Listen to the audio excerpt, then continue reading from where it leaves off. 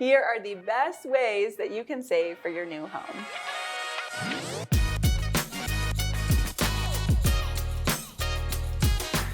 Hey everyone, it's Lydia with the Goalish team, and today I have the expert, the man, the myth, the legend, Chad Etzel of 8th Day Coaching. He's a financial and leadership coach, and he is here to share with you how you can save money for your next home. Thanks for joining us, Chad. Yeah, thank you for having me, Lydia. Well, before we dive into your top tips and tricks, let the viewers get to know you a little bit more. I'm Chad, as Lydia said, and I help young adults overcome stress and gain mastery over their time and their money.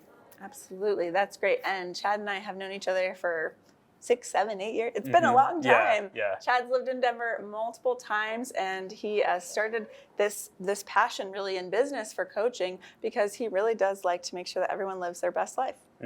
That's fantastic. So let's dive in. If I have like 3 or 4 things I can do to save money for my next home, what are your tips? First thing, I think, is start with your outcome. What are you trying to achieve? Where are you trying to live, first and foremost? And that's the number one thing, is like, where am I trying to live, and then how much our home's going to be? That's number one, because then you can have a sort of price point to begin with. Yeah. And then the second thing is figuring out how much monthly can I spend for a mortgage. And a lot of that can be just calculated based on what are you spending right now for rent, and then what can you save on a consistent monthly basis. So if you're paying $1,500 on rent currently and you can save $500 a month, that can kind of give you an idea of how much you might be able to pay on a monthly basis for a mortgage. Keeping in mind that, hey, this is going to be a 30-year commitment, so you need to be able to comfortably pay a mortgage. And then the third thing would be figuring out how, like, all right, I'm going to save for a certain amount and I'm going to commit to doing that.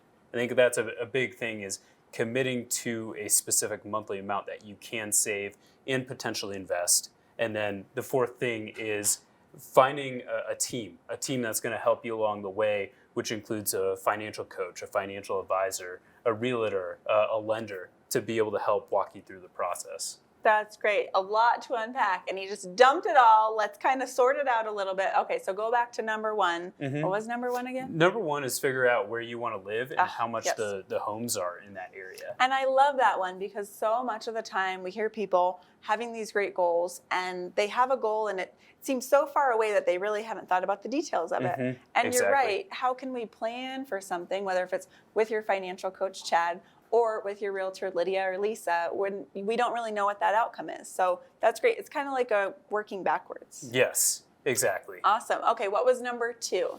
Number two is figuring out how much you might be able to pay for a mortgage on a monthly basis. Absolutely.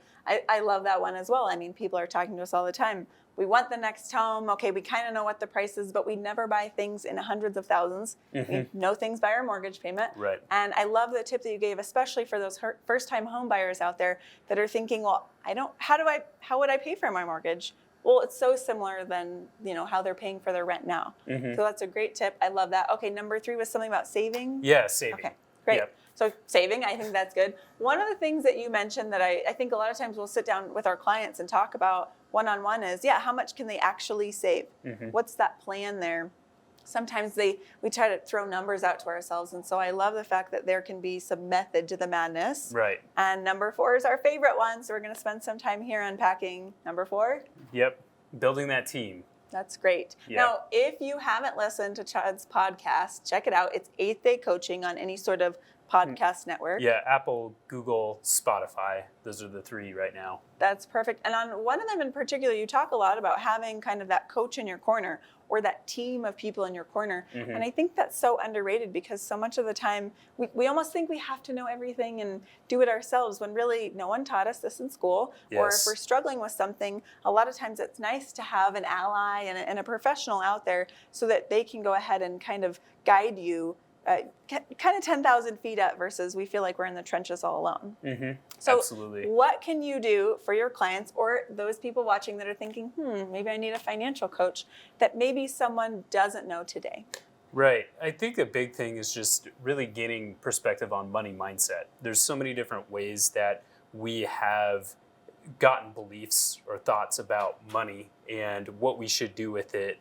And a lot of that I found in coaching conversations, just as people are being able to process, they can kind of be able to think, you know what? Actually, I don't know if that thought is going to serve me. I think that thought is actually limiting me. And so that's one area that I find with my coaching clients where at least them just kind of processing it with me and saying, this is what I've been brought up with. We can have that conversation of, okay, does that actually work? Or even people just being able to lay out the options on the table of, well, I could do this. I've heard this works with somebody. I've heard this one. And just having that list of options can help people become more aware of what their situation is and then be able to make a decision that's going to help them out the best. That's great, because sometimes when we get a lot of options, we think, oh, I have to do all of them. And it's like, no, well, it's just there because we're all different. Yeah. And you get to pick the one that's best for you. Yep.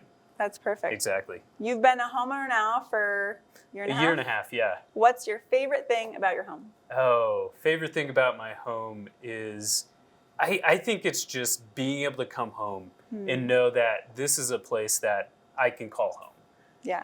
Yeah. Your safe haven. Yes, exactly. And that Yeah. I can kind of make it up to as I desire. And just kind of whether it's remodeling things in the kitchen or adding a drawer, which I did in my kitchen cabinets. I added a couple of drawers.